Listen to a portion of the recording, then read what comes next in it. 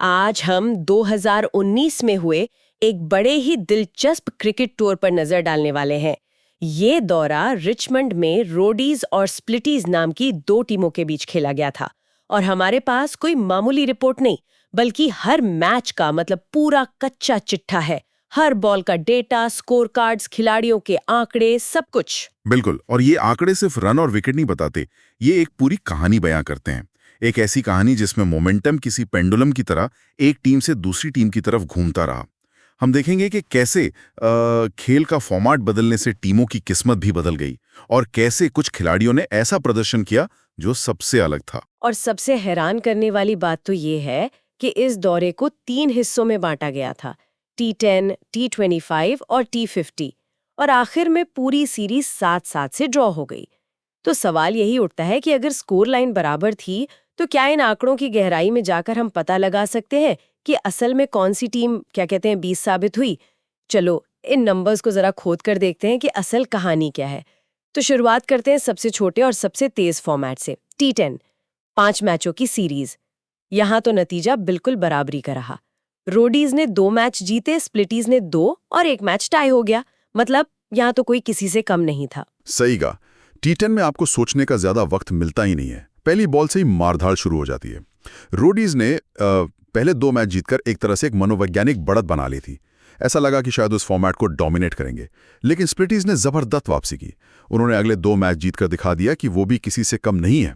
ये मोमेंटम का खेल था जो दोनों तरफ बराबर से झुका। और वो 5वां मैच जो टाई हुआ वो तो कमाल का था। हमारे सोर्स के मुताबिक दोनों टीमों ने ठीक 118 रन बनाए। T10 के लिहाज से ये एक बहुत बड़ा स्कोर है। हाँ बिल्कुल। और दोनों के 2-2 विकेट ही गिरे। मतलब आखिरी बॉल तक पता नहीं था कि कौन जीतेगा। ये बिल्कुल कांटे की टक्कर थी। उस टाइम मैच में एक दिलचस्प बात और है। रोडीज की गेंदबाज गिलिन मेंडोंका ने अपने 2 ओवर में 2 विकेट लिए। ये दिखाता है कि वो सिर्फ बल्ले से ही नहीं बल्कि गेंद से भी मैच का रुख पलट सकती थी, और इसी ऑलराउंड प्रदर्शन ने उन्हें सबसे अलग खड़ा किया। अच्छा, तभी T10 फॉर्मेट के वुमेन ऑफ द सीरीज का खिताब भी गिलिन मेंडोंका को ही मिला। जी। उन्होंने इन 5 मैचों में कुल 182 रन बनाए, जो किसी भी खिलाड़ी से ज्यादा थे, और साथ में 5 विकेट भी चटकाए। तो भले ही टीमें बराबरी पर थी, लेकिन व्यक्तिगत प्रदर्शन में गेलिन की वजह से रोडीज का पल्ला थोड़ा भारी लग रहा है। हाँ, कह सकते हैं। T10 में एक ऐसा ऑलराउंडर होना जो बल्ले और गेंद दोनों से कमाल करे, वो सोने पे सुहागे जैसा है। गेलिन ने वही काम किया, पर कहानियां खत्म नहीं होती। बिल्कुल नहीं। तो T10 तो एक तरह से वार्म अप था, जिसमें दोनों ने एक दूसरे को बराबर की टक्कर दी। लेकिन जब खेल लंबा हुआ और रणनीति की ज्यादा जरूरत पड़ी, तो क्या 25 में भी यही कहानी जारी रही? नहीं, यही पर कहानी ने एक बहुत बड़ा मोड़ लिया। 25 ओवर के फॉर्मेट में स्प्लिटीज ने बाजी मार ली। उन्होंने ये सेगमेंट 3-2 से अपने नाम किया। यहां उनका दबदबा साफ नजर आया। 3-2 से जीतना ये तो साफ दिखाता है कि वो बेहतर टीम थी। लेकिन ऐसा क्या बदला जो टीम T10 में बराबरी पर थी, वो 25 में अचानक इतनी हावी कैसे हो गई? इसकी एक बहुत बड़ी वजह थी स्प्लिटीज की बल्लेबाज स्कारलेट रोज। वो इस फॉर्मेट की वुमेन ऑफ द सीरीज थी और उनका प्रदर्शन बस अविश्वसनीय था। खासकर छठे मैच में, जो इस सेगमेंट का पहला मैच था, उन्होंने सिर्फ 68 गेंदों पर नाबाद 128 रन बना दिए। 1 मिनट, 128 रन, वो भी T25 मैच में।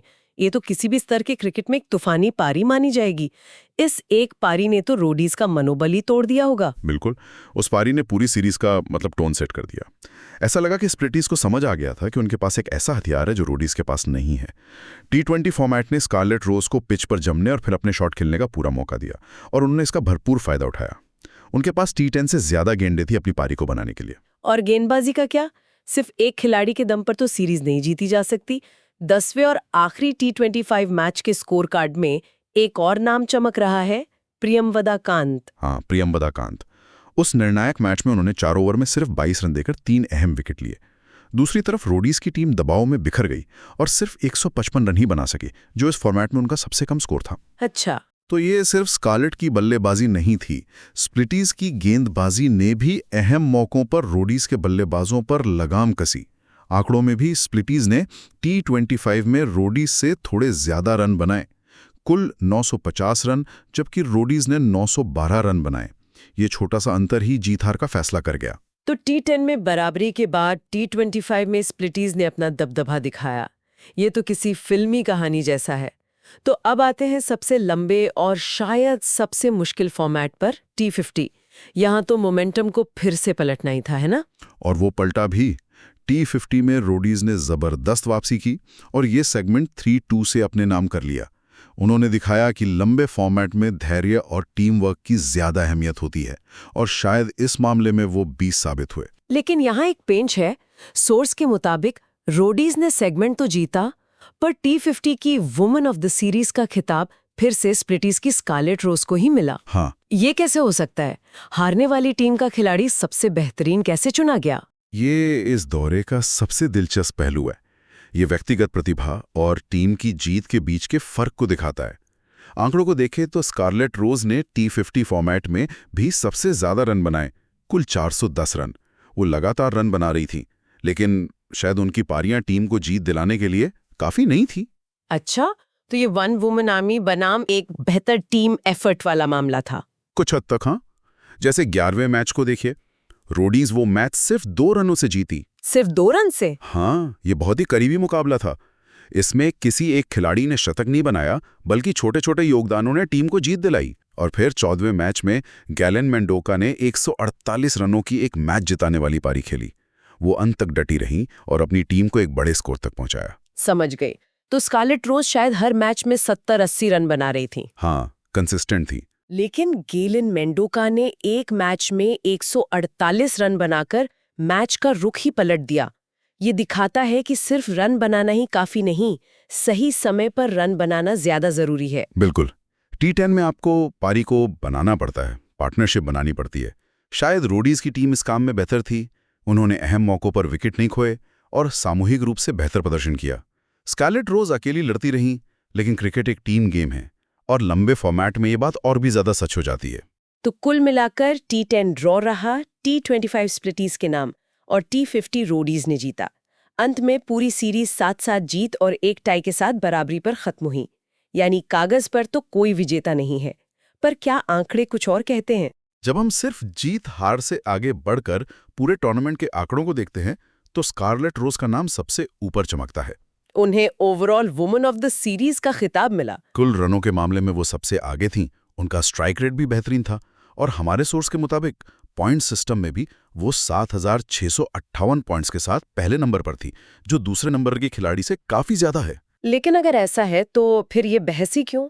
मतलब साफ है कि वो बेस्ट खिलाड़ी थी। यहीं पर कहानी और दिलचस्प हो जाती है। रोडीज की गैलन मेंडोका को देखिए, उन्होंने पूरी सीरीज में सबसे ज्यादा 5 women of the match award जीते। 5? हाँ, 5। इसका मतलब है कि उन्होंने 5 बार अपनी टीम को जीत दिलाने वाला प्रदर्शन किया। उन्होंने टूर्नामेंट में सबसे ज्यादा विकेट भी लिए और दौरे का सर्वोच्च व्यक्तिगत स्कोर जो 148 रन था वो भी बनाया। वाह, ये तो एक क्लासिक बहस है। कंसिस्टेंसी बनाम इम्पैक्ट। स्कारलेट रोज लगातार रन बना रही थी, लेकिन गैलन मेंडोका बड़े मौकों पर मैच विनर साबित हो रही थी। और यही इस ड्रॉ सीरीज का सबसे सही विश्लेषण है। दोनों टीमों की अपनी अपनी ताकत थी, जो अलग अलग फॉर्मेट में उभर कर सामने आई। स्प्लिटीज की आक्रामक शैली और स्कारलेट रोज की विस्फोटक बल्लेबाजी 25 में काम आई। रोडीज का धैर्य, टीम वर्क और गैलन मेंडोका का ऑलराउंड खेल T50 में रंग लाया। और T10, जो एक लॉटरी जैसा होता है, उसमें दोनों ने एक दूसरे को बराबर की टक्कर दी। तो स्कोर कार्ड भले ही इस दौरे को एक ड्रॉ बताता है, लेकिन आंकड़ों के अंदर की कहानी कहीं ज्यादा गहरी और दिलचस्प है। ये कहानी है बदलते मोमेंटम की, फॉर्मेट के विशेषज्ञों की और 2 असाधारण खिलाड़ियों की, जिनके खेलने का अंदाज बिल्कुल अलग था। सही मायने में ये एक सीरीज नहीं थी, बल्कि एक ही दौरे में लड़ी गई 3 अलग-अलग जंगें थीं, और हर जंग का नतीजा अलग था। इससे ये भी पता चलता है कि क्रिकेट में सबसे बेहतर कौन है, ये तय करना कितना मुश्किल हो सकता है। हाँ। क्या वो खिलाड़ी जिसके आंकड़े सबसे अच्छे हैं, या वो खिलाड़ी जो अपनी टीम को सबसे ज्यादा मैच जिताता है? बिल्कुल। और यहीं पर हम अपने सुनने वालों के लिए एक सवाल छोड़ जाते हैं। आंकड़ों के पॉइंट सिस्टम ने स्कारलेट रोज को टूर्नामेंट का सर्वश्रेष्ठ खिलाड़ी माना, लेकिन अगर क्रिकेट का अंतिम लक्ष्य मैच जीतना है, तो क्या असली MVP मतलब मोस्ट वैल्यूएबल प्लेयर वो नहीं जिसकी पालियों ने, जैसे गैलन मेंडोका की, अपनी टीम को निर्णायक जीत दिलाई, भले ही उनके कुल रन थोड़े कम हो? इस पे सोचिएगा जरूर। आज हम 2019 में हुए एक बड़े ही दिलचस्प क्रिकेट टूर पर नजर डालने वाले हैं। ये दौरा रिचमंड में रोडीज और स्प्लिटीज नाम की 2 टीमों के बीच खेला गया था और हमारे पास कोई मामूली रिपोर्ट नहीं बल्कि हर मैच का मतलब पूरा कच्चा चिट्ठा है। हर बॉल का डेटा, स्कोर कार्ड्स, खिलाड़ियों के आंकड़े, सब कुछ। बिल्कुल, और ये आंकड़े सिर्फ रन और विकेट नहीं बताते, ये एक पूरी कहानी बयां करते हैं। एक ऐसी कहानी जिसमें मोमेंटम किसी पेंडुलम की तरह एक टीम से दूसरी टीम की तरफ घूमता रहा।